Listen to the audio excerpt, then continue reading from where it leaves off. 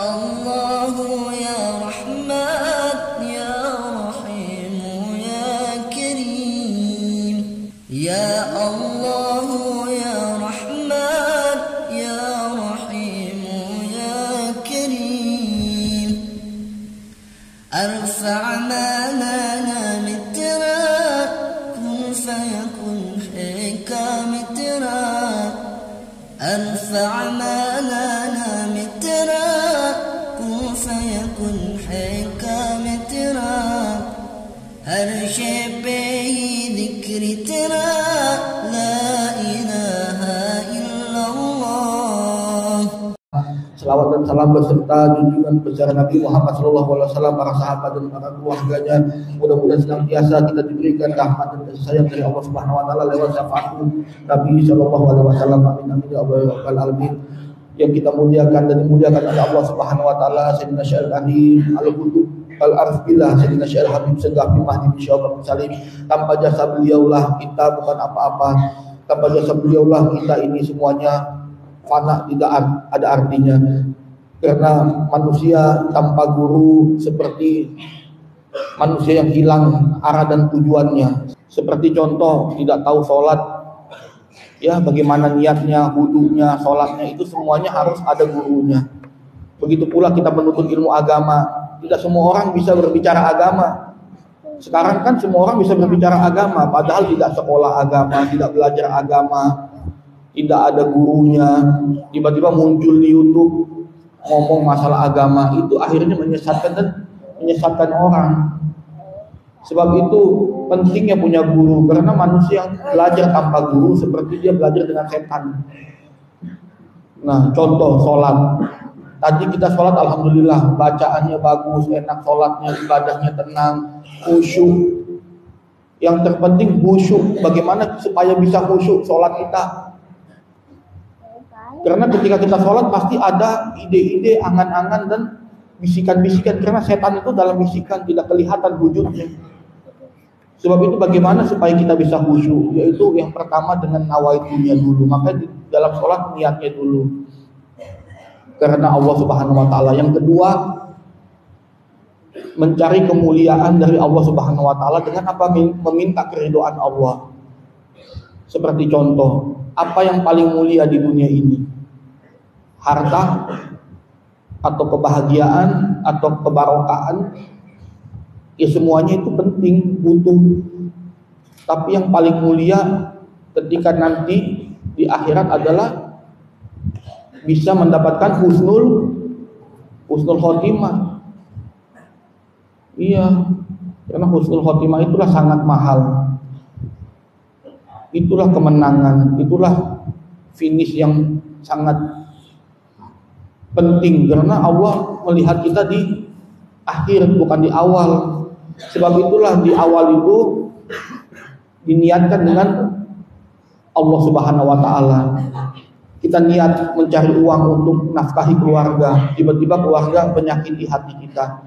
Pasti semua itu akan menyakiti hati, akan melukai hati, kecuali orang yang ridho dan pasrah kepada Allah Subhanahu Wa Taala. Makanya wali-wali Allah itu la khaufun alaihim, mereka tidak akan sedih, alaihim walahum ya janun, gak akan sedih, gak akan susah, karena mereka semuanya dari Allah. Allah kasih susah, alhamdulillah. Allah kasih senang, alhamdulillah. Semuanya dari Allah, karena Allah mau melihat ketulusan kita, keikhlasan kita.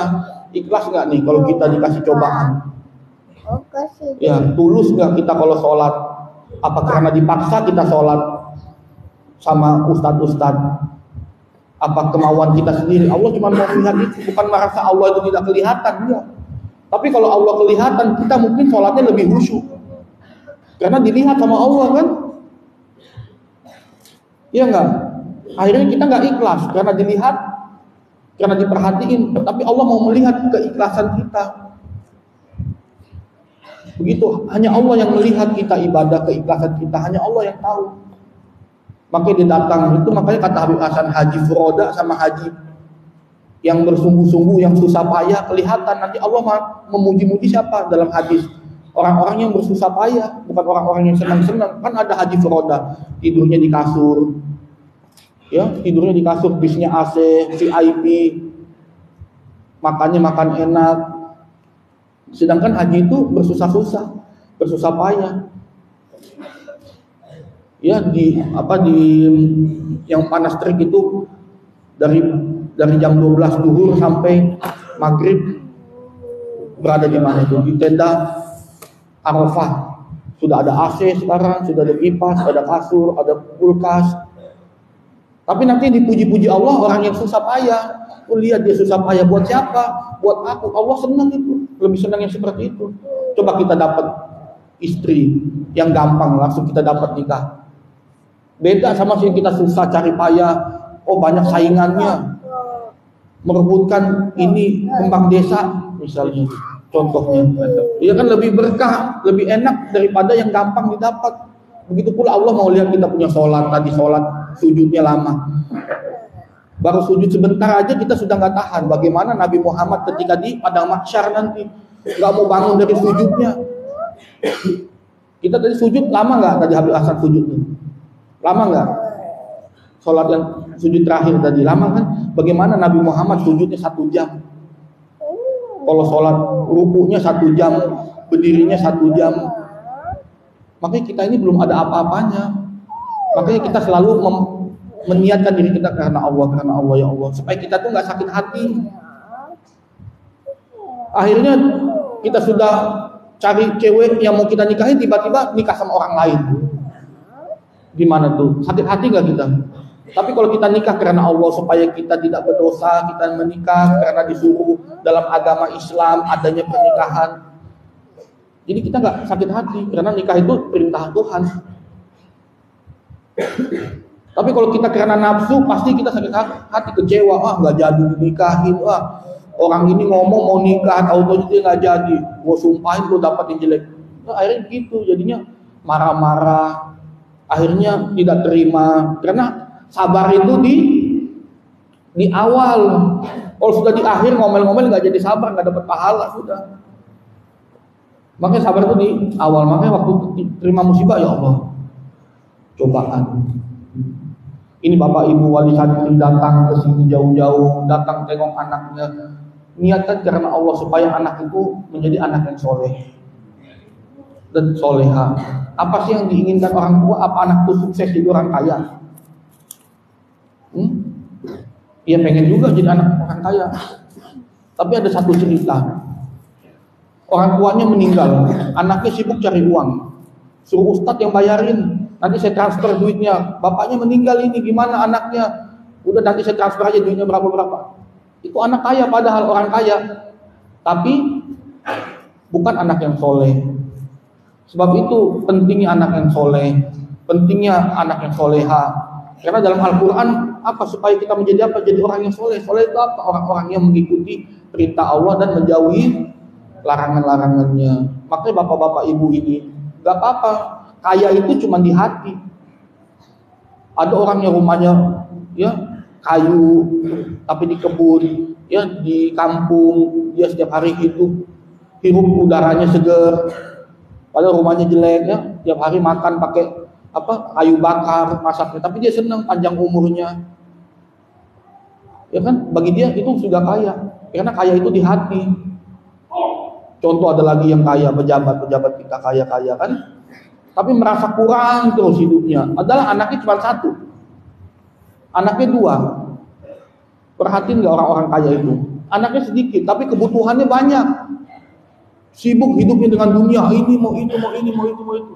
Sibuk, karena tidak ada kepuasan, tidak ada rasa kecukupan di hatinya. Makanya dalam Al-Quran Allah memberitahukan kekayaan itu di hati. Mau kamu sekaya apapun, kalau kamu punya hati sempit, ya merasa kurang, tidak bersyukur. Sebab itu kita mesti banyak bersyukur. Bapak-bapak wali santri datang ke sini, ya datang ke sini dukung. Ada jualan dagangan pondok, produk-produk pondok, beli makan makanan-makanan pondok. Kan ada ayam kriuk Nurul Iman, ya. Terus apalagi somai, apalagi cimol, aci di mall. Macam-macam, ada ointika, ya saudaraku ya. Ada sabun Nurul Iman, ada sampo Nurul Iman. Kalau datang ada beras, ada roti, ada ya ikan nggak bisa diternak, nggak bisa dimakan. Ya. Soalnya Nabi SAW bersabda, manusia itu akan mencari makanan. Makanya makanan itu harus ada usaha makanan, bisnis makanan. Karena di akhirat zaman ini manusia akan mementingkan perutnya makanan. Itu makanya ikan-ikan hias itu mesti diganti jadi ikan-ikan asin, ikan teri, lebih laku itu. Tapi ikan hias juga laku juga, dijual di pasar laku juga, puluhan juta juga, belasan juta juga. Yang penting berusaha. Setiap usaha pasti akan menghasilkan. Tidak ada usaha yang sia-sia di dunia ini. Tidak ada. Lihat orang Cina. Orang Cina usahanya apa sih? Bikin tusuk gigi. Ya, orang kita potong bambu segede-gede obat. Ya, dibikin buat petasan apa namanya? Yang kalau bulan puasa tuh gacong. Orang Cina pinter, kecil-kecil bikin bambunya dapat banyak, jadinya banyak tusuk gigi. Ini nggak ada yang sia-sia, kecuali orang yang mau hidup hura-hura, mau hidup apa namanya, senang-senang tuh. Kalau bahasa Arabnya itu senang-senang apa namanya itu? Kalau orang bukan apa hura-hura, habis hura-hura apa ya?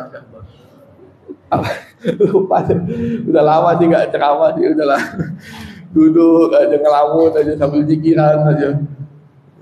Ya itulah yang penting. Insyaallah Allah berikan kita kesehatan panjang umur. Habib Hasan juga, terus bapak-bapak wali santri kalau yang mau umroh, kalau lewat umroh travel umroh haji lewat Habib Hasan, lebih barokah. Habib langsung yang bawa ziarah ke makam Nabi, langsung diterima sama Nabi. Daripada kiai-kiai usaha-usaha lain, nggak jelas dia orang bisnis. Rata-rata travel di luar tuh bisnis. Carilah orang-orang yang ikhlas. Iya, cari orang-orang yang ikhlas. Orang yang mau berkorban uangnya, hartanya di jalan Allah itu orang-orang ikhlas. Bukan orang-orang yang minta duit travel buat berangkat ke sana supaya mereka dapat uang, dapat makan dari hasil jual beli agama itu. Ini alhamdulillah ada yang ikhlas travel menurut iman. Pakai itu kesempatan. Ini ya kapan lagi? Kalau di luar cuma mau duitnya doang. Ini kalau kamu gak duitnya lebih baik dilihat apa? Gorila di Ragunan. Dilihat monyet di Ragunan. Iya. Makanya kita mesti bersyukur alhamdulillah ada orang yang masih mau peduli sama kita. Pejabat-pejabat mana mau peduli sama kita, sama rakyat? Mana semua naik mahal, barang naik, semua naik. Peduli apa dia? Gak mau dicek duitnya ada berapa rekeningnya. Kenapa mereka gak mau tunjukin rekening mereka sendiri? Duitnya ada berapa sih, sebanyak apa sih mereka? Gak mau ditunjukin pejabat-pejabat itu. Takut. Makanya itu yang bisa balas cuma Allah. Maka mereka itu takut sekali mati. Karena mereka tahu mati pasti masuk neraka mereka itu.